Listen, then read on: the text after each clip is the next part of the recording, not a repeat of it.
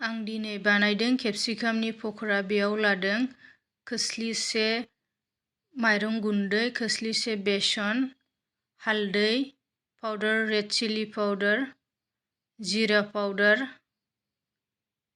दुन्दिया पाउडार आरो हाइजें, बानलु, सामब्राम गुफुरनि पेस्ट आरो दुन्दिया बिलाइ। बेखौ दै एसे होनानै मोजाङै लगायनानै लाबाय। माइरं गुन्दैया गिसियै देनायखाय बियो गुरैखा।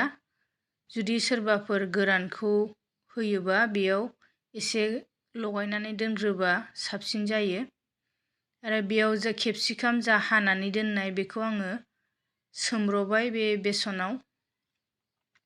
दानो थावा दुंबाय, बेयाव केप्सिकामखौ होनोसै।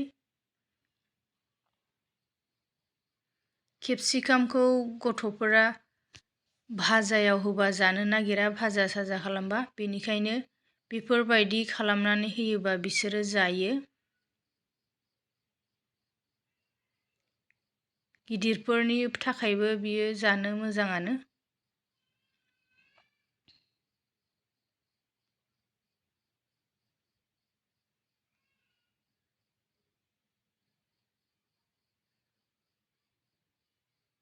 जाबाय नै केप्सिकामनि एवनाया, आरो दानो जा दंबावोमोन बेखौबो आङो होसनबाय।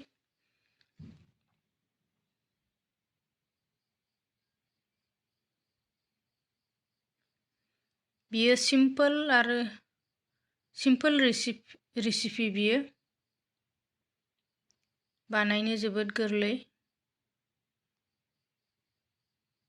जाबायानो नै रेडि।